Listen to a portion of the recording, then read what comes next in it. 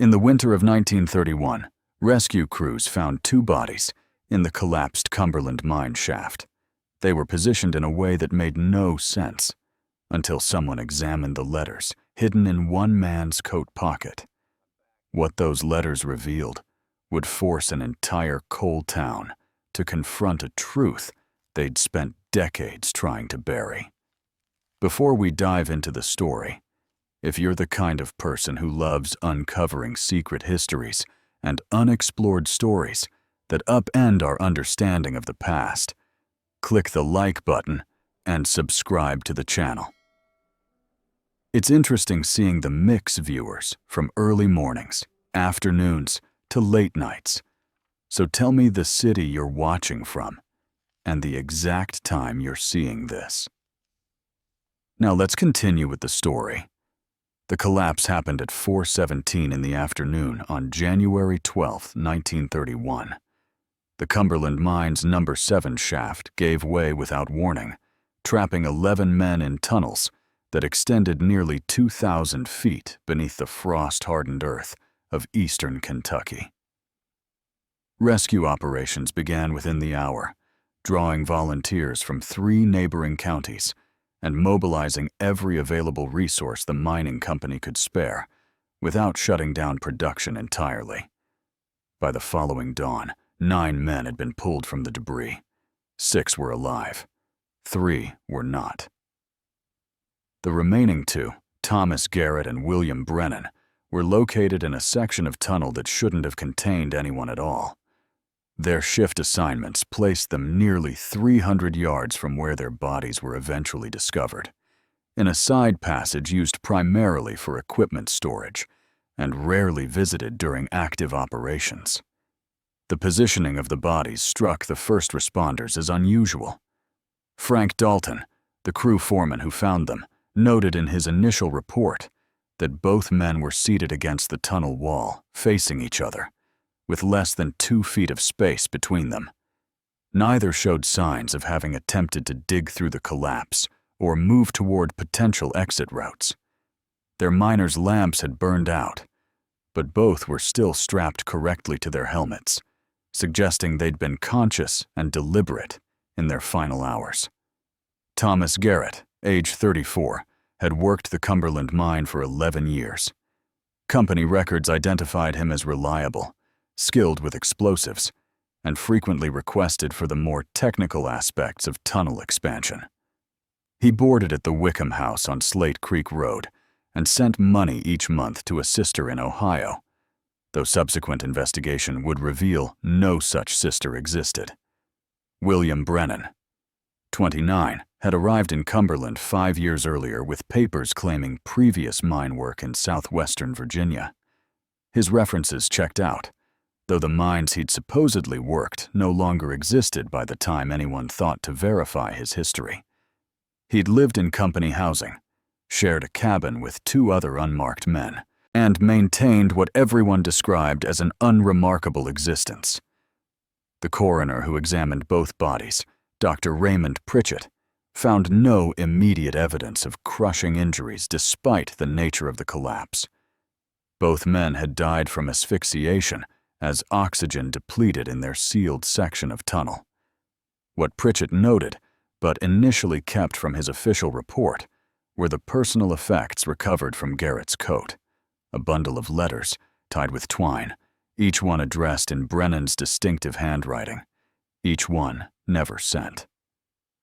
The letters came to light 3 weeks after the funeral, not through official channels, but through the methodical work of Agnes Holloway, a county clerk processing estate paperwork in a basement office that smelled of mildew and aging paper.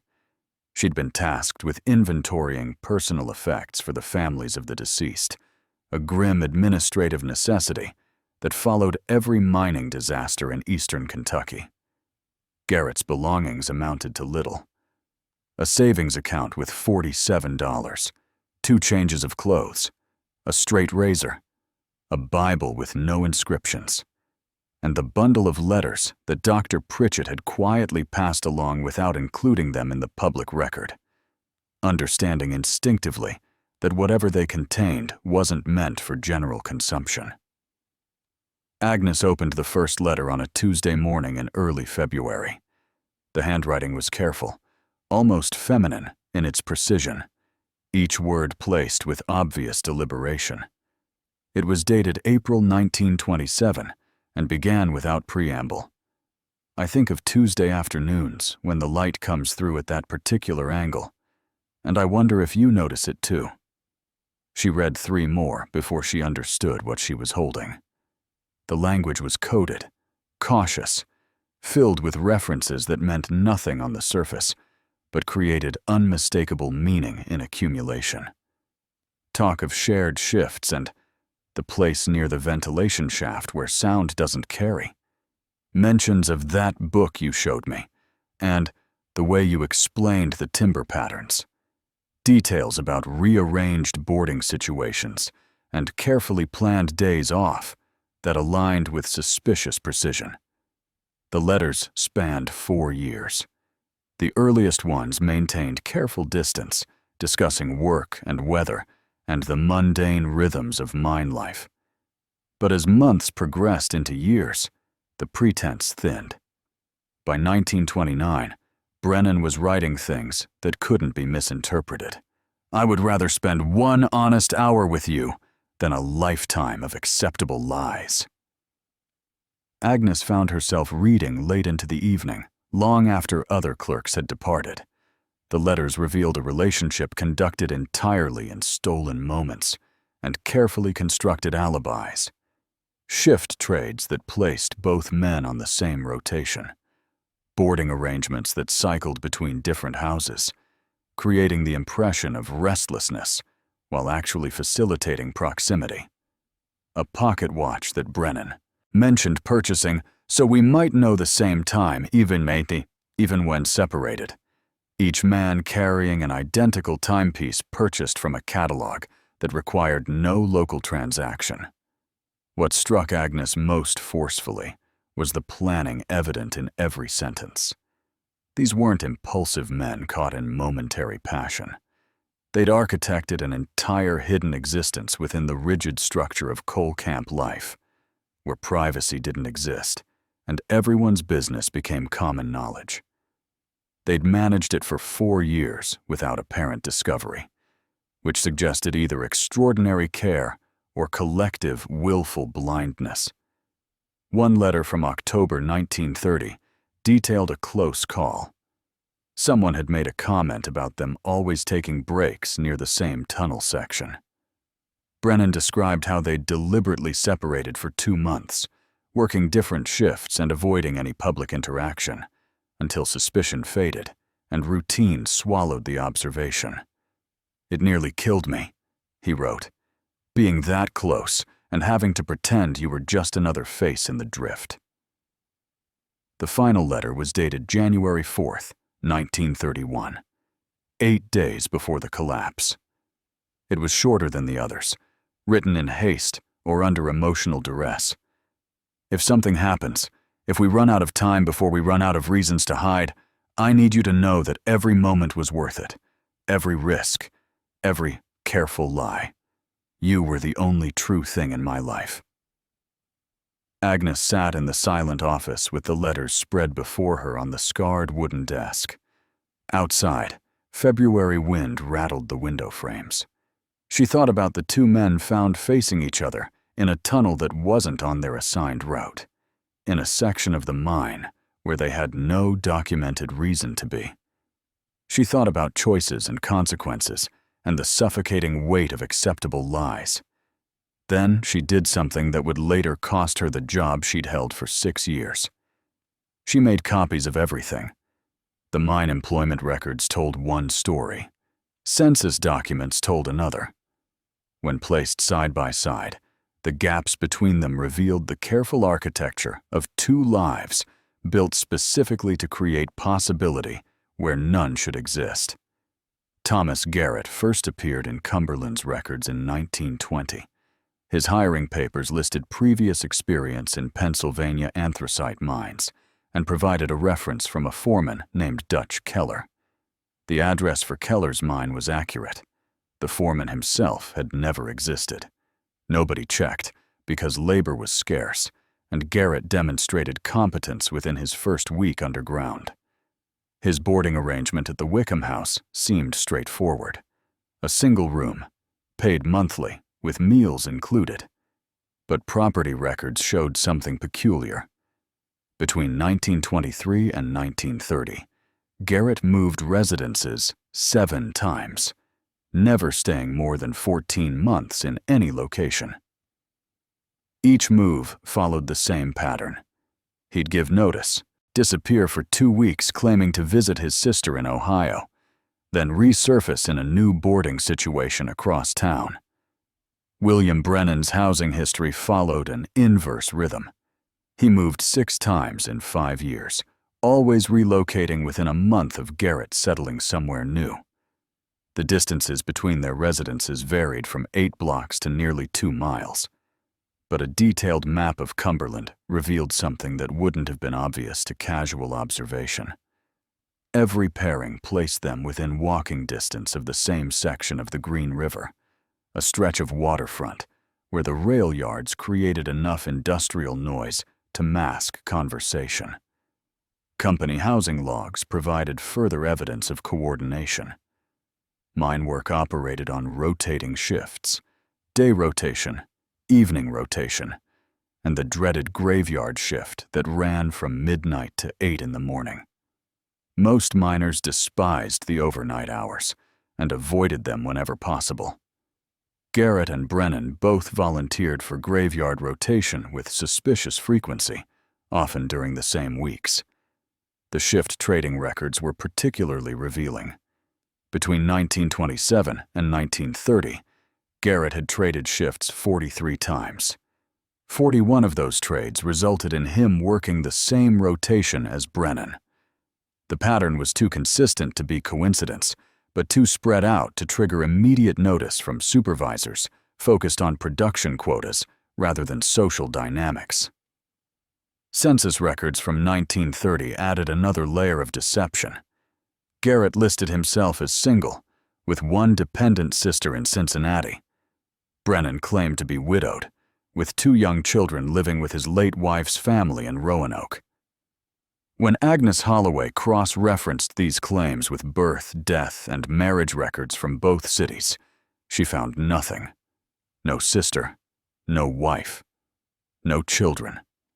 Just names carefully chosen to explain away money sent to post office boxes that, upon investigation, belonged to the men themselves. The most intricate element of their parallel lives involved their finances. Both men maintained savings accounts at different banks, but they also shared a third account, opened under the name of a non-existent business, Garrett and Brennan Supply. The account, discovered only because Agnes had connections at the regional banking office, contained deposits from both men spanning 3 years. The total had reached nearly $300 by January 1931, a substantial sum for coal miners whose weekly wages rarely exceeded $12. There were no withdrawals. The money simply accumulated, as if they were saving towards something specific. A deposit slip from December 1930 included a notation in Brennan's handwriting: "For when we can finally stop pretending." Agnes found a travel brochure folded inside one of the later letters. It advertised timber work opportunities in Western Oregon, specifically in remote lumber camps where crews lived in isolation and questions about a man's past were considered impolite. Someone had circled the mailing address and written a single word beside it: maybe. They'd been planning an escape, building a fund, researching locations far enough from eastern Kentucky that 2 men arriving together might raise fewer questions than they would in coal country. They'd been constructing an exit from lives that required them to live as strangers, while being the most important person in each other's existence.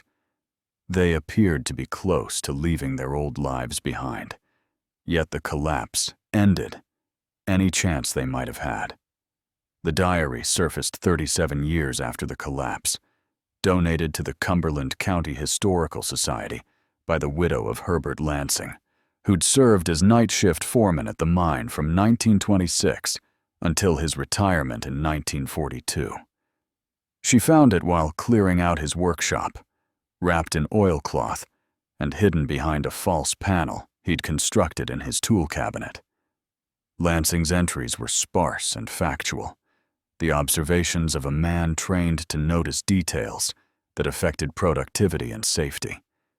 He documented equipment failures, worker disputes, and the small infractions that never made it into official reports, but shaped the daily reality of mine operations.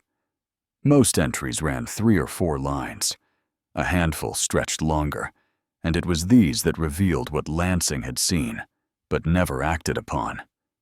The first significant entry came from August 1928. Garrett and Brennan both requested transfer to Section 9, said the airflow was better. Airflow is identical to Section 7, where they've been working. Approved the transfer because they're 2 of the best powder men I have, and I don't need them unhappy. But something about the request felt rehearsed. 3 months later, another observation. Found Brennan's lunch pail in Section 12 after shift end. He claimed he'd gotten turned around in the dark, but Brennan has been underground for 4 years and doesn't get lost. Section 12 is where Garrett was working solo on timber replacement. Coincidence feels unlikely. January 1929 brought a more troubling entry. Caught them together during meal break in the ventilation junction near Shaft 4. They were just talking, nothing I could point to as wrong, but the way they separated when they heard me coming was too quick, too guilty, like children caught passing notes in school. Said nothing because what would I say? That 2 men shouldn't talk privately? But I've been in mines for 23 years, and I know what hiding looks like. Lansing's awareness created an impossible situation, one he documented with increasing discomfort over the following months.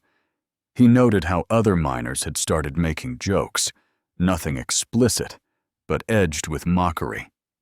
How Garrett and Brennan had become more careful, never breaking at the same time, always maintaining visible distance during shift changes. How this very carefulness seemed to confirm what people were beginning to suspect.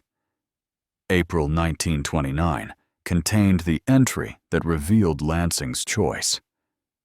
Dalton asked me today if I'd noticed anything strange about Garrett and Brennan. Said some of the men were talking. I told him I hadn't seen anything worth reporting, and that gossip was poison in a mine where men's lives depend on trust. This was a lie. I have seen. But I've also seen that they're careful, professional, and better at their jobs than half the crew combined. What they do on their own time is none of my concern, so long as it doesn't affect safety underground. But it was an entry from June 1930 that proved Lansing understood more than he'd admitted. Brennan showed up to shift with bruising on his face, said he'd walked into a door. Men don't get that kind of bruising from doors. Someone confronted him, maybe followed him, maybe wanted to make a point. Asked him directly if he needed help or wanted to file a complaint. He said no, and looked at me like I'd offered him poison instead of protection. What kind of world have we built, where a man can't even accept help without it destroying him? The final relevant entry came January 10th, 1931, 2 days before the collapse. Garrett requested assignment to Section 7 tomorrow, storage tunnel maintenance. Brennan made the same request an hour later through different channels, probably thinking I wouldn't notice. I approved both. I'm not sure why. Maybe because I'm tired of watching them pretend. Maybe because after all these years of careful distance, they've decided they need one honest moment more than they need safety. I understand that impulse more than I should. Beneath this entry, added in different ink at a later date, Lansing had written just 5 words. I should have said no. The Cumberland Mining Company filed for bankruptcy in 1947, 16 years after the collapse that killed Thomas Garrett and William Brennan. During asset liquidation, company correspondence dating back to 1923 was transferred to state archives, where it sat largely unexamined until a graduate student researching labor history stumbled across a sequence of letters that revealed management had known far more than they'd ever acknowledged. The relevant correspondence began in October 1929, when a shift supervisor named Clayton Voss wrote to the company's regional director, "We have a situation developing with 2 of the powder crew that requires delicate handling. There's talk among the men that's creating division and affecting morale. However, both individuals in question are among our most skilled workers, and losing either would significantly impact our expansion timeline. Request guidance on appropriate action." The regional director's response came 3 weeks later. "Your concern is noted. However, unless the situation directly impacts production or creates documented safety violations, company policy is to avoid intervention in personal matters. Monitor the situation, but take no action unless workplace performance deteriorates. Skilled demolition experts are difficult to replace." This established a pattern that continued for over a year. Voss sent periodic updates, each one documenting growing tension among the workforce while simultaneously praising Garrett and Brennan's technical abilities.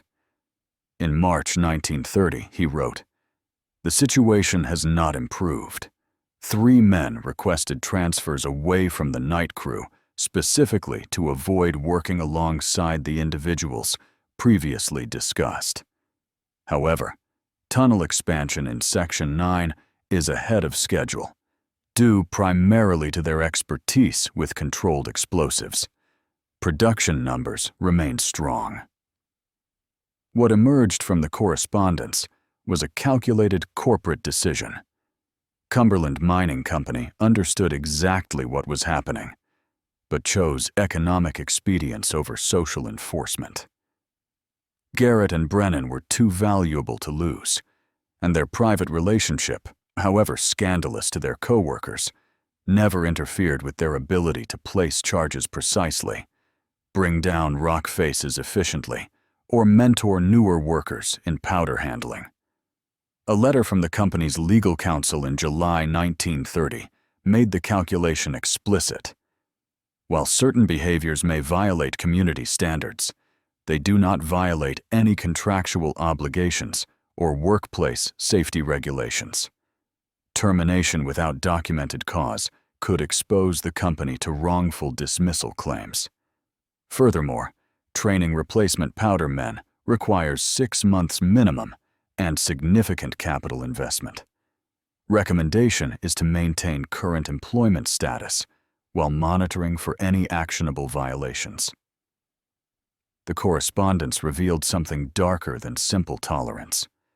Management actively protected Garrett and Brennan from consequences, not out of progressive values, but cold financial logic.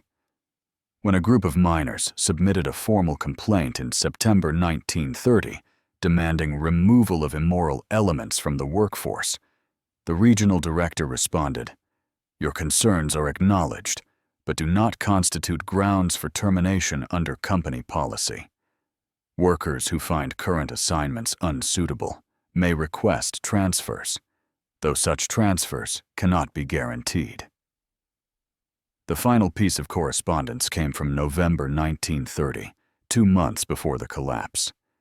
The company president wrote to the regional director, "Regarding your inquiry about the ongoing situation with employees Garrett and Brennan, company position remains unchanged.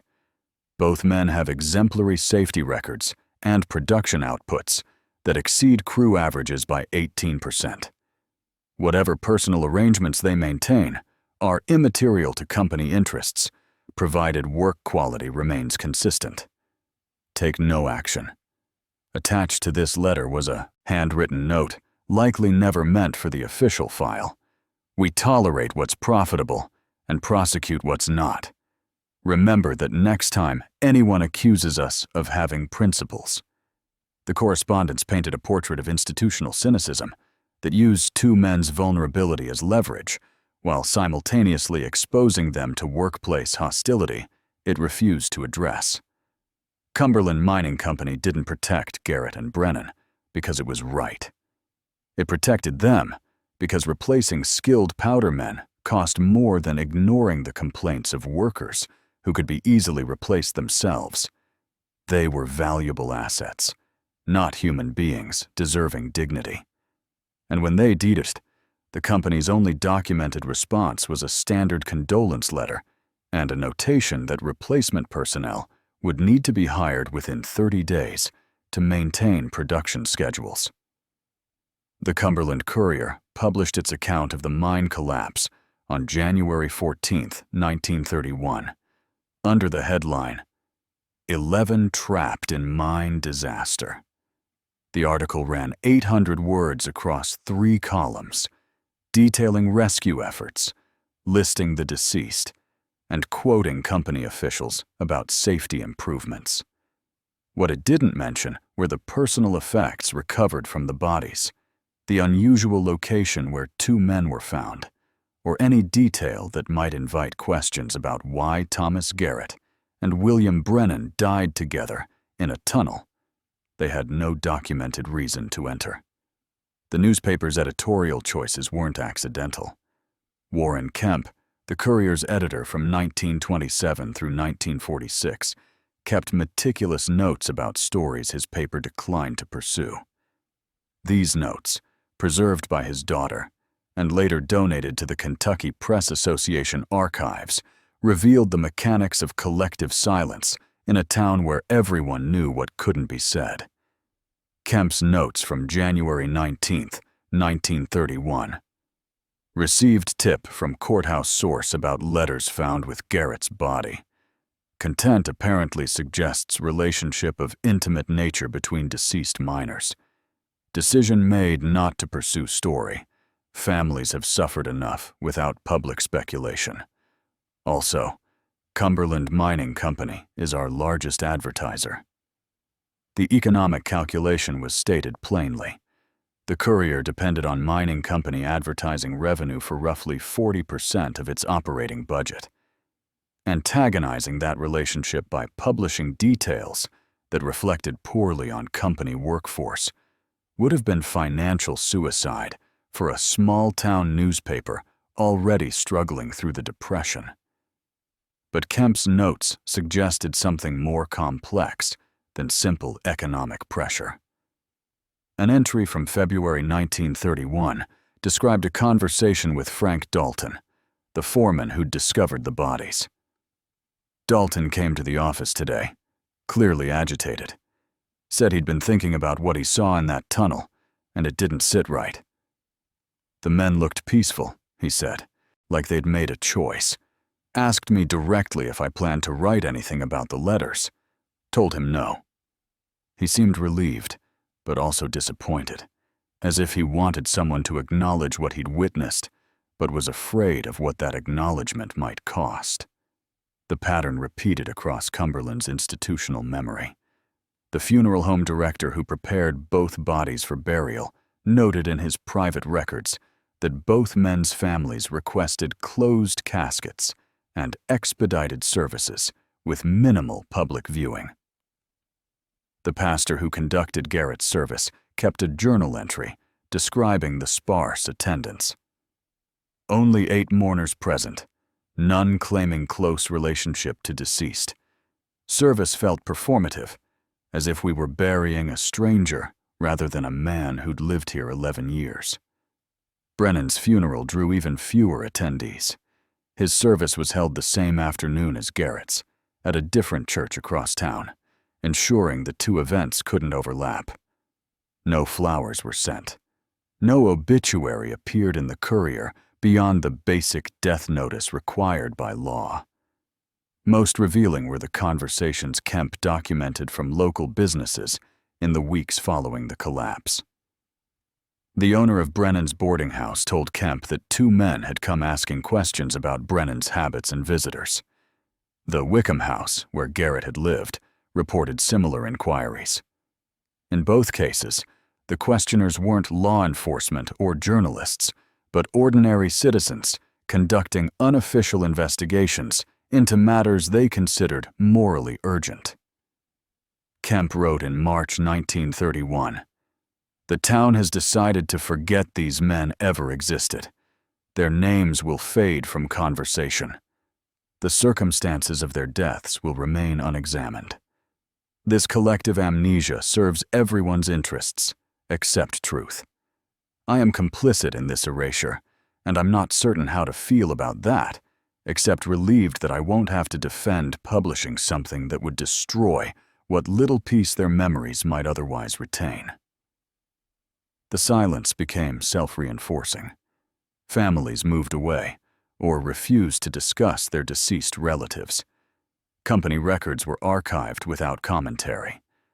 Newspaper accounts became the official history, sanitized and incomplete. By 1940, anyone asking about Thomas Garrett and William Brennan would find nothing but the barest facts. 2 miners killed in a collapse, buried separately, mourned by no one who would speak publicly about their grief. January 12, 1931, began like most winter Mondays in Cumberland. Temperature at dawn registered 14 degrees. Ice covered the Green River in sheets thick enough to walk across.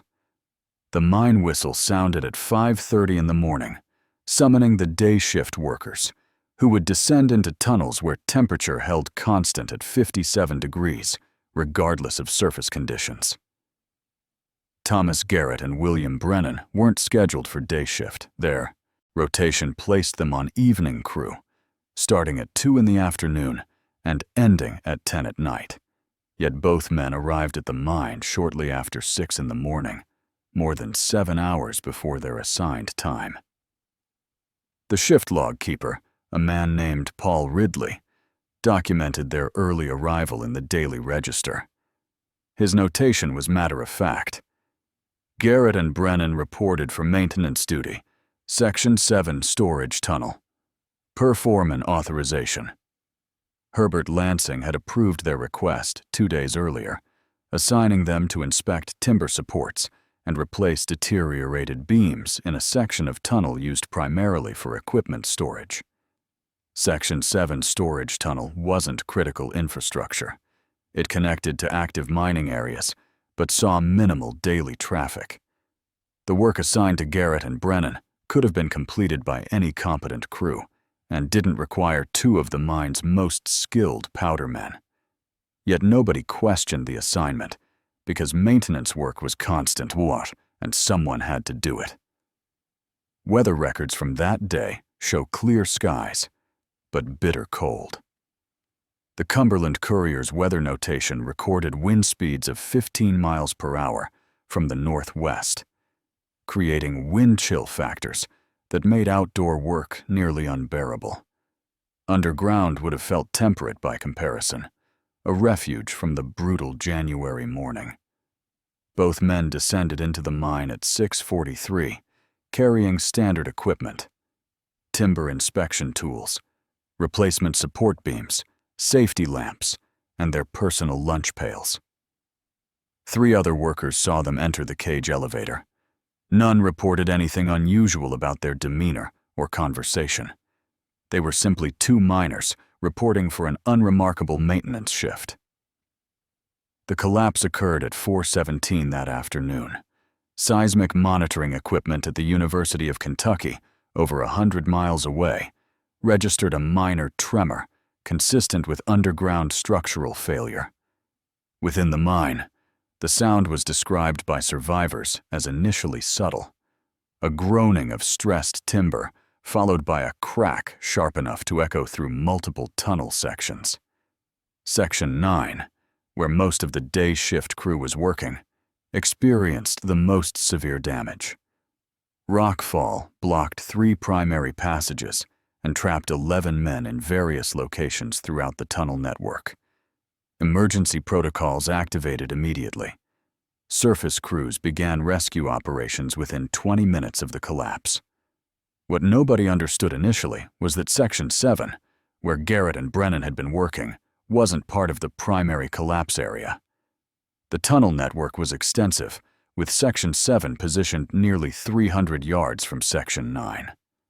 Structural failure in one area shouldn't have affected the other, based on the mine's documented geology and timber support system. Yet when rescue crews finally reached Section 7 at approximately 8:30 that evening, they found the storage tunnel completely sealed by rock fall. The collapse had originated from a lateral fissure, a type of failure that occurred when pressure built along horizontal stress lines rather than vertical ones. Such collapses were rare and typically resulted from either geological instability or compromised support structures. Mining engineer reports completed in the weeks following the disaster noted several irregularities. Timber supports in Section 7 showed signs of deliberate weakening, with support beams that appeared to have been partially cut through before the collapse. Ventilation shafts that should have remained open were found blocked with debris that seemed intentionally placed rather than accidentally fallen. The report's author, a man named Douglas Kimmel, included a carefully worded observation. Physical evidence suggests the possibility that structural integrity in Section 7 storage tunnel may have been deliberately compromised prior to the collapse event. However, definitive conclusions cannot be drawn from available evidence. His report was filed with the State Mining Authority and never publicly released. Douglas Kimmel's engineering report sat in state archives for 43 years before anyone examined it closely. When a researcher named Janet Corwin reviewed mine disaster documentation in 1974, she found Kimmel's carefully neutral language concealed questions he'd been unwilling to state directly. The technical details were damning once understood. Section 7 storage tunnel had been inspected just 6 weeks before the collapse, in late November 1930. The inspection report, signed by Herbert Lansing, noted all timber supports as structurally sound, with no immediate maintenance required. Yet Kimmel's post-collapse analysis found multiple beams showing saw marks consistent with deliberate cutting, reducing their load-bearing capacity by approximately 40%. More troubling was the ventilation shaft evidence. Section 7 connected to the main ventilation system through 2 auxiliary shafts designed to maintain air circulation, even if primary passages were blocked. Both shafts were found filled with loose rock and timber debris in arrangements that Kimmel described as geometrically improbable for natural collapse patterns. His report included a diagram showing debris placement.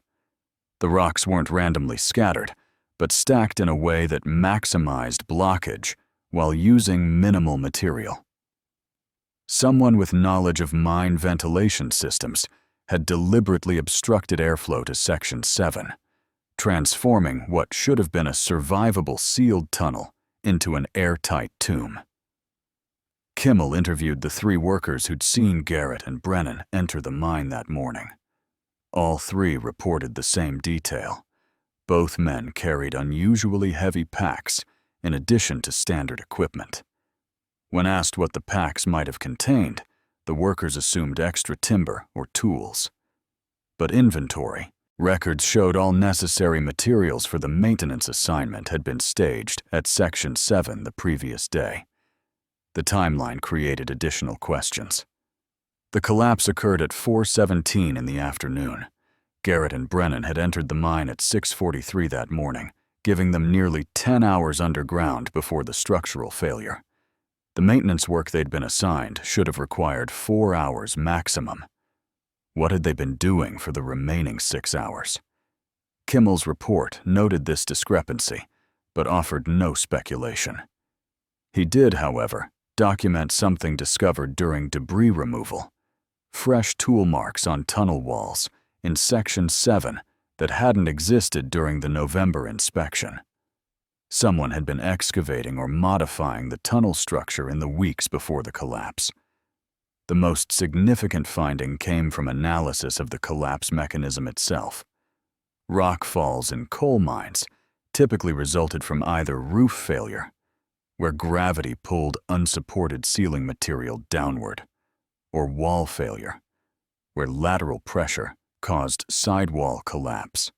Section 7 showed characteristics of both simultaneously, a combination that occurred naturally only under extraordinary geological stress.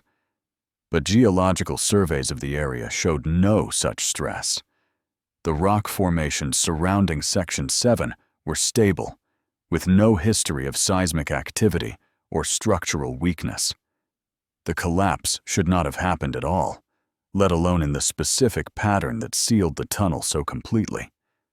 Kimmel's report included testimony from a miner named Vincent Healy, who worked in Section 6 adjacent to Section 7. Healy reported hearing what sounded like controlled detonations around 3 in the afternoon, approximately an hour before the main collapse.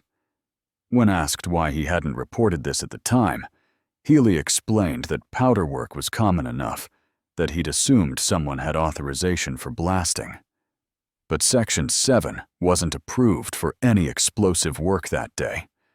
Garrett and Brennan were authorized only for timber maintenance, which required no detonations.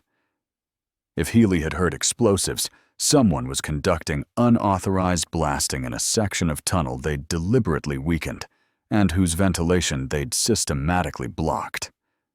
Kimmel concluded his report with a statement that read like reluctant honesty. The physical evidence presents 2 possible explanations.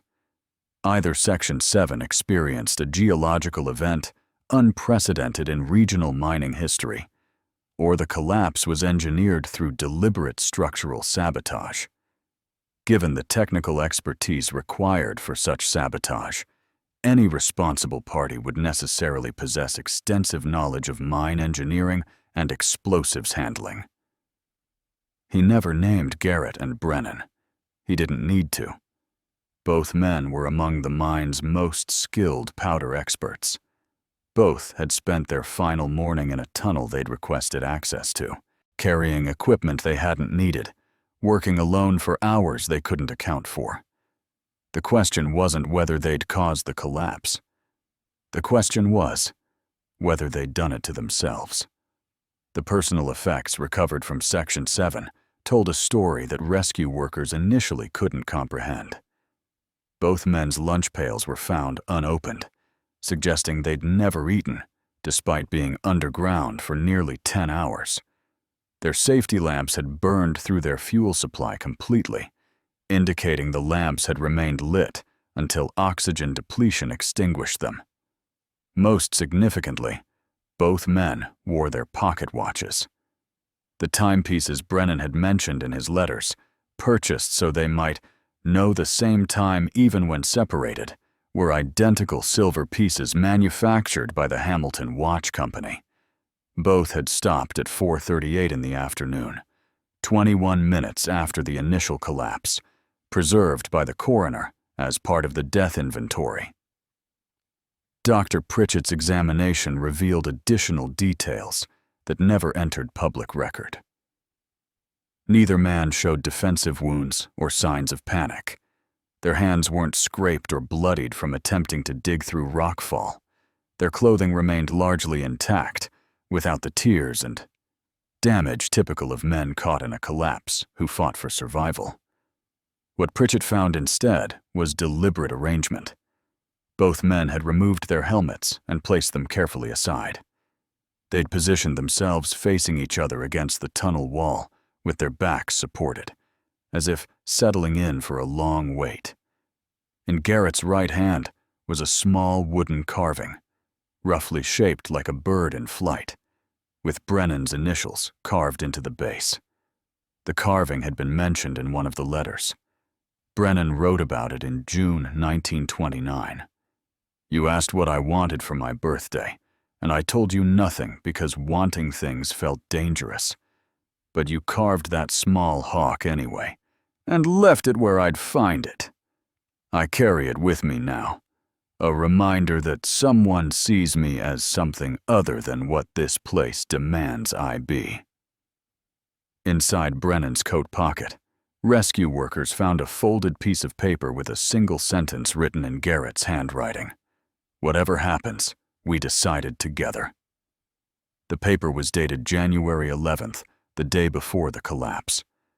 The travel brochure for Oregon timber camps was there too, creased from repeated folding, with specific camps circled, and quotes in the margins about hiring seasons and wage rates. But there was also a second document, a letter neither man had mailed, addressed to Herbert Lansing. The letter was brief. By the time you read this, we'll be gone, one way or another. We want you to know this wasn't your fault. You gave us more kindness than we had any right to expect in a place like this. You looked away when others would have looked closer, and that mercy meant everything. We're sorry for any trouble this causes you, but we've run out of ways to keep living the way we've been living. Some doors only open one way. Janet Corwin's research in 1974 uncovered one additional piece of evidence that had been deliberately excluded from official records. A mine surveyor doing routine mapping 3 days before the collapse had noted fresh excavation work in Section 7 that wasn't authorized on any work order. He'd reported this to management, but his report had been filed without investigation because Section 7 wasn't active mining territory, and unauthorized modifications weren't considered urgent concerns. The excavation matched the location where rescue crews eventually found Garrett and Brennan. They hadn't been caught by an unexpected collapse. They'd been sitting in a section of tunnel they'd specifically prepared, having weakened supports they understood intimately, having blocked ventilation shafts they'd helped install years earlier. The physical evidence suggested they'd had approximately 3 hours after sealing themselves in before oxygen depletion would have become critical. 3 hours sitting together in the dark, no longer hiding, no longer pretending, finally able to exist honestly in the only place and time that would permit it. The mining company's private investigation, never publicly released, reached a conclusion that management found legally convenient: accidental death caused by unforeseen structural failure. Acknowledging any other possibility would have raised questions about why 2 skilled miners might choose such an ending, and those questions led to truths Cumberland Mining Company had already decided to ignore. According to some interpretations of archived materials, the records may suggest a version of events that was never publicly acknowledged. Each piece of evidence was separated, archived in different locations, rendered invisible through deliberate dispersal. The Cumberland mine closed in 1953. Its coal reserves depleted and its equipment outdated beyond profitable operation. The tunnels were sealed according to state mining regulations, with concrete barriers installed at main shaft entrances to prevent unauthorized access. For 21 years, Section 7 remained buried beneath tons of rock and earth, its secrets preserved in darkness. Then in 1974, the Federal Surface Mining Control and Reclamation Act mandated remediation of abandoned mine sites that posed environmental or safety hazards. Cumberland Mine qualified for reclamation funding due to documented groundwater contamination and subsidence risks threatening nearby residential areas. The reclamation crew arrived in April 1974, contracted to stabilize existing tunnels and properly seal all passages, according to updated safety standards. The project required mapping the complete tunnel network, a task complicated by incomplete company records and 43 years of deterioration. It was during this mapping process that Crew Chief Michael Strand discovered Section 7 wasn't where the archived blueprints indicated it should be. Ground-penetrating radar showed void spaces that didn't match documented tunnel layouts. On May 3, 1974, Strand's team breached a concrete barrier that had been installed not in 1953 during official closure, but sometime earlier, based on concrete composition analysis that dated it to approximately 1931. Behind that barrier was Section 7 storage tunnel, sealed immediately after the collapse and never officially reopened. When Strand's team entered with modern lighting and breathing equipment, they found a scene preserved almost exactly as rescue workers had left it 43 years earlier. The tunnel showed clear evidence of the collapse pattern Kimmel had documented. Weakened support beams, deliberately blocked ventilation shafts, tool marks on walls where unauthorized excavation had modified the tunnel structure. But Strand's team discovered something that earlier investigations had either missed or deliberately excluded from official reports. 20 feet from where Garrett and Brennan's bodies had been found, the tunnel branched into an emergency access passage. This passage, clearly marked on the original mine blueprints, led to a secondary shaft that would have provided escape from the sealed section. The passage was unblocked. The route was clear. Both men would have known it existed, because that emergency access was precisely the kind of detail powder men memorized as part of their safety training. The emergency passage existed, but whether the two men were aware of its location or condition that day remains unclear. Strand's team found one more piece of evidence in that emergency passage: a miner's helmet, positioned deliberately on the ground, with a handwritten note tucked inside, protected by oilcloth wrapping that had kept it readable across 4 decades. The note was in Garrett's handwriting. "We know about the emergency shaft. We're not trapped. We're choosing. Please understand the difference." The discovery forced a reckoning that Cumberland had avoided for 43 years. These men hadn't been victims of an unfortunate accident. Some interpretations of scattered evidence have led later researchers to speculate about their intentions during those final hours, though nothing can be concluded with certainty. They'd used their expertise with explosives and mine structure to create a space that existed outside the suffocating social codes of 1930s Appalachia. The reclamation project was completed in August 1974. Section 7 was properly sealed, according to modern standards. But before the final concrete was poured, Strand did something that violated his contract specifications. He left the emergency passage unsealed and installed a small brass plaque at its entrance. The plaque bore no names, just 2 dates: January 12, 1931 and May 3, 1974, separated by the word "remembered." Janet Corwin's research, combined with the physical evidence from the reclamation project, was compiled into a comprehensive historical account, published in 1976.